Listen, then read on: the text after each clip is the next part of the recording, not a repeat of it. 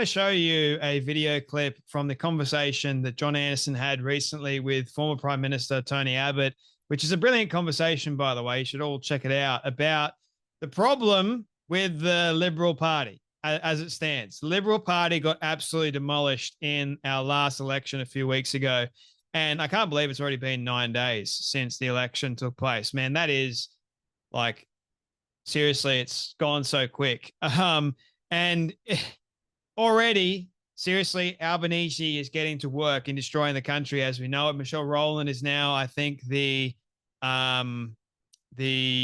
Governor General, I think, which is problematic at best. She is censorship maiden. So if she's a Governor General, I really do fear and worry about Australia's future moving forward, because she doesn't want freedom of speech and freedom of expression. She was communications minister for quite some time, and she is responsible for one of the most dangerous censorship bills going around. So Michelle Rowland is a dangerous MP. Just pointing that out for you all. But anyway, Albanese has created and shifted around his cabinet, and he's gotten to work destroying Australia even more as of today.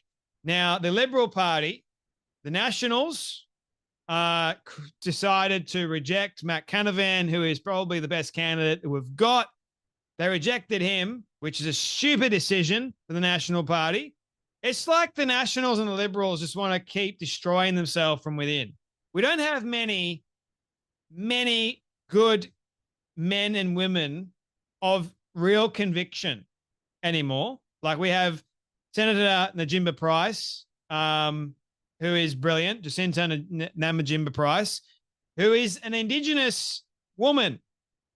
Now, you would think that Australia would welcome having a Indigenous Australian become the first opposition leader. Nah, can't do that at all. Nah, that's not allowed, because Senator Price is quite controversial. She doesn't play the game. She's very different.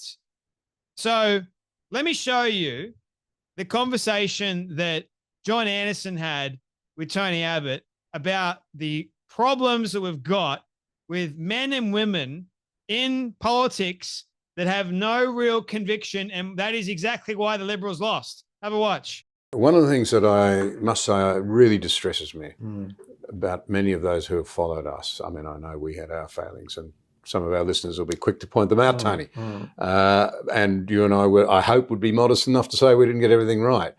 But it does distress me when I hear them say, oh, there's no constituency for this. There's no desire for it in the community. As Peter Costello points out, there was no desire for us to cut excess spending to get the books back into balance. When we'd done it, we were heroes, because interest rates came down and real living standards started to rise, the economy started to improve. There was no constituency for taxation reform. In fact, we nearly lost the 1998 election promoting an unpopular tax at the time. Nobody suggested, we should roll it back, as the saying was then. It's never happened. 27 years ago, since that major reform, you've got to go out and argue. And it worries me that there were many people helping prepare the arguments this time, especially on energy. You know, the arguments were there to point to the truth about renewables, that once you get above 35, 40% renewables, it's almost impossible to stabilise the grid, that it is not cheaper, it's not been cheaper anywhere in the world. Nobody pointed out that over a 60-year life cycle, nuclear turns out to be considerably cheaper than renewables. The lies were all, what happened to advocacy? I don't think we won a single day during that campaign. We didn't fight on anything. We were brave and correct in committing to nuclear power in our electricity system last year, but we weren't prepared to sustain the argument. And in the end, our energy policy was basically a bit of this and a bit of that, but it wasn't a comprehensive, credible policy because, as you say, we weren't prepared to run the risk of upsetting people. We weren't prepared to take the argument to the people and sustain it. Yeah, in the end, political leadership is not about giving people what they want. It's about giving people what they need. And successful political leadership is persuading them that they actually want what's needed, that they are prepared to do the tough things as opposed to the easy things. See, I think we won the 1998 election narrowly. Mm-hmm. People say, oh, you know, you were badly damaged because you were promoting a new tax. I think the reality is people realise we had conviction, and that got us over the line. And if we were prepared to, if we had been prepared to say, look, we will have these 7 nuclear power stations on the designated sites. That means that we don't need to crisscross the country with extra transmission lines. That means that even after coal-fired power transitions out, we will have the reliable power needed to keep the lights on and sustain our industries and a first world economy.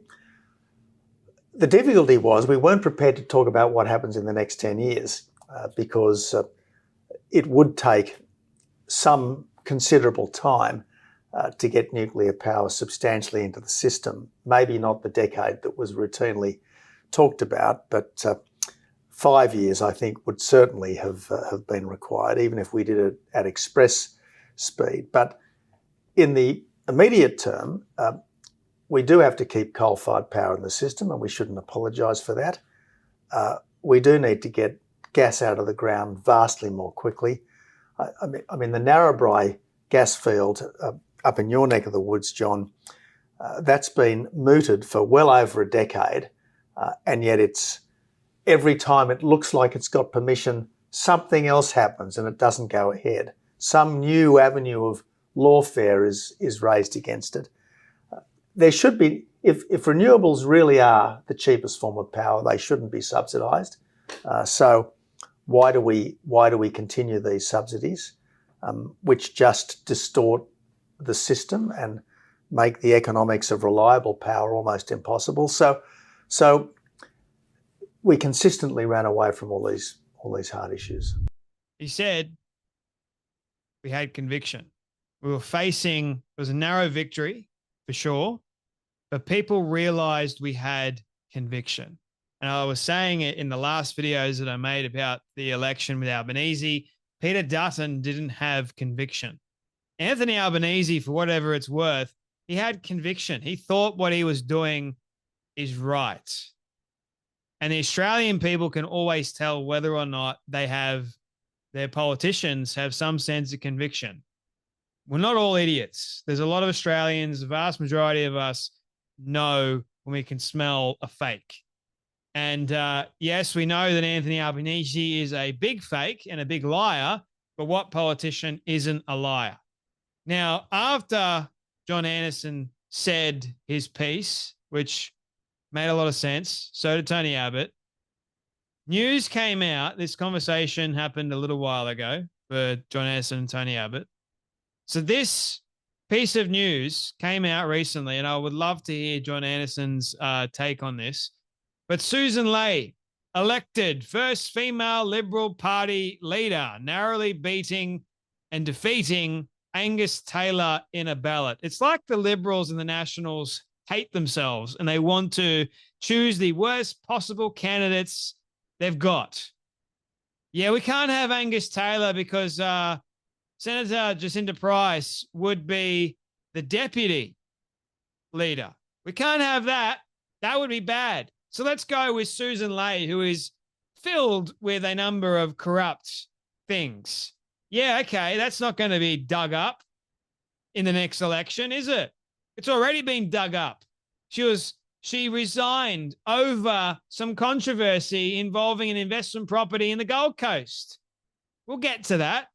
But she was elected 29 votes to 25 votes. Gee, that is just, the Liberal Party is doomed, man. They really are. If you don't know who Susan Ley is, she was part of, or she served under Tony Abbott's government, Malcolm Turnbull's government, Scott Morrison, and she resigned from cabinet in 2017 over an expenses scandal involving official travel and the purchase of an investment property on the Gold Coast. We've got another corrupt politician, and now she's at the forefront leading the bloody party. It's like the Liberals go, all right, Labor, boom, shoot us up the arse. We don't care. We'll just implode from within. And then what's worse about Susan Ley is she's all for the I hate even using her name. The censorship czar in Australia. The one that wants to control speech in Australia. And she's doing a damn well good job at that. Billboard Chris has to come and defend himself because of her. It's nuts. And we don't have like a constitution to defend us. We don't. Like Australia, we don't have freedom of speech here. You can get in trouble, believe it or not, in Australia. It's like the UK at the moment. In fact, we're going to be very similar to the UK if Susan Ley, God forbid, gets in. I mean, I'm already worried about bloody Albanese in positions of power, but we've got Susan Ley as part of the Liberal Party. You've got to be kidding me. You've got to be kidding me. Senator Najimba Price said in a statement she was disappointed by the vote but respected the outcome. She pledged to help rebuild the Liberal Party. If the coalition is to offer hope and a way forward for our nation, unity must prevail more within us now more than ever, she said. Gee, it sounds great, Senator Price. The unfortunate part is your party that you're now a part of, because you left the National Party, I believe it was, for the Liberals, are a bunch of dingbats. They got no idea. You guys are just sitting on the tit, getting paid an enormous amount, all for what? Now, I know there's some good senators out there. There's some good people out there. I get it. I get it. There's some good people out there, but they just don't get chosen anymore. They don't get chosen to lead. It pisses me off. It really does. Anyway, I want like John Howard and John Anderson back, or even Tony Abbott, for goodness sake. Why can't we have them back when Australia was good? Why can't we just have people of conviction anymore? Gee, I don't know. Good conviction I'm talking about. Anyway, that's enough from me. You guys take care. Be blessed, and I'll see you all in the next video.